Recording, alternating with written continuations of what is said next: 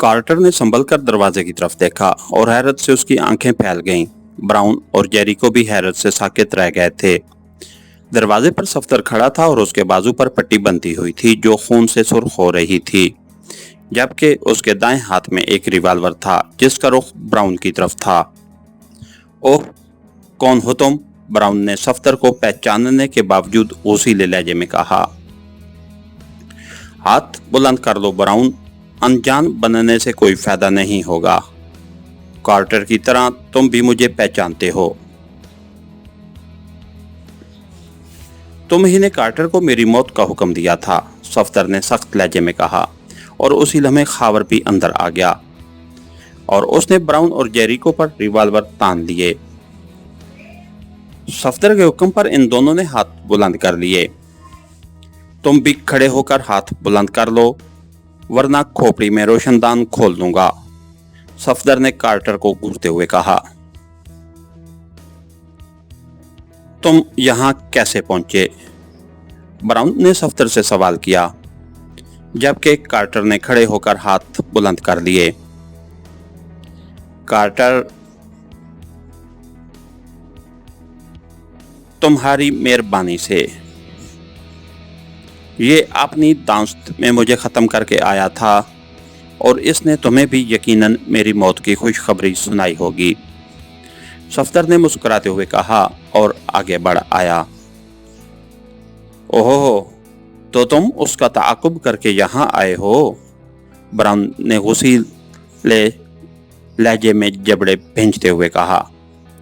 हाँ, और इसीलिए मैंने कार्टर को इस खुशफहमी में मुब्तला किया था कि मैं मर चुका हूँ, ताकि ये मुतमईन होकर वहाँ से रवाना हो और मैं उसका ताक़ुब करके तुम तक पहुँच सकूँ, सफ्तर ने कहा। और ठीक उसी लम्हे कार्टर ने खावर को सफ्तर की तरफ मुतवज्जे पाकर उस पर छलांग लगा दी। खावर के हाथ से रिवॉल्वर निकल गया और वो लड़खड़ाता हुआ पीछे हट गया। सफ्तर ने एक लम्हे के लिए चेहरा घुमाकर उन दोनों की तरफ देखा और जेरिको ने यकदम हाथ गिराते हुए सफ्तर पर जिस्त लगा दी। सफ्तर के हाथ से रिवॉल्वर छूट गया और वो लड़खड़ा गया।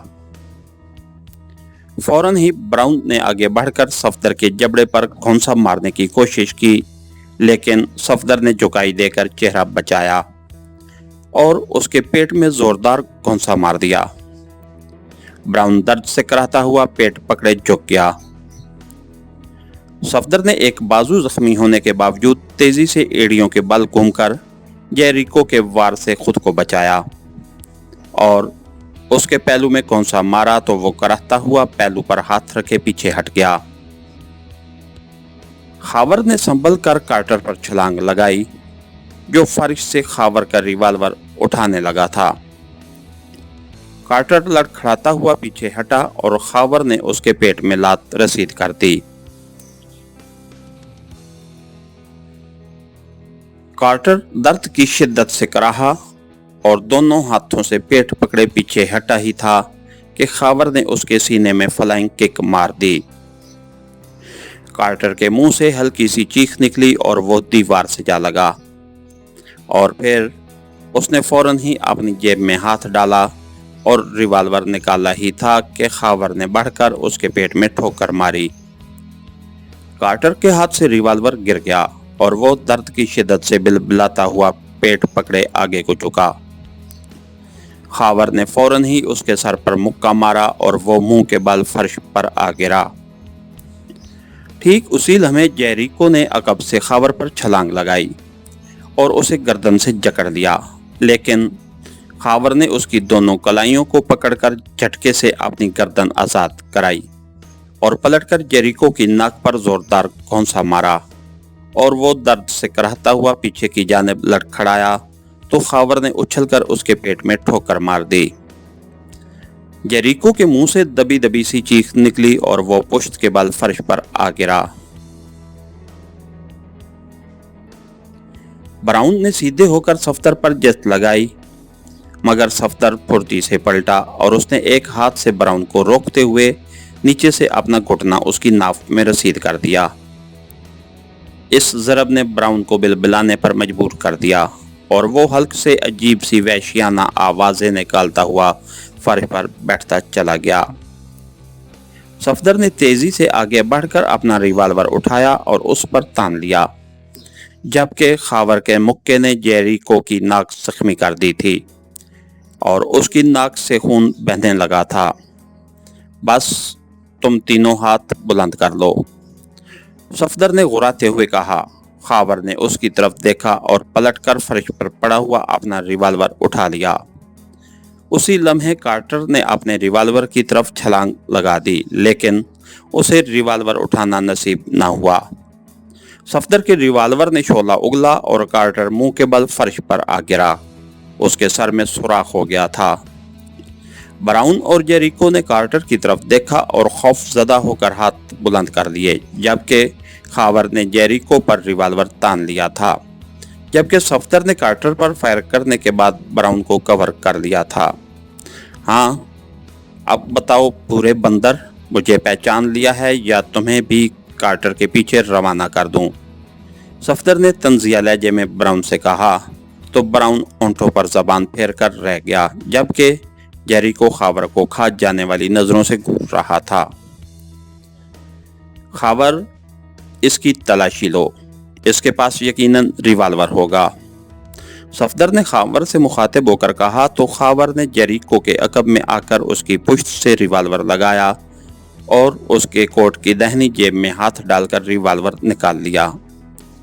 जेरिको ने कोई मज़ाहमत ना की। खावर पीछे हटा और बाईं जानिब खड़े होकर जेरिको पर रिवाल्वर तान लिया।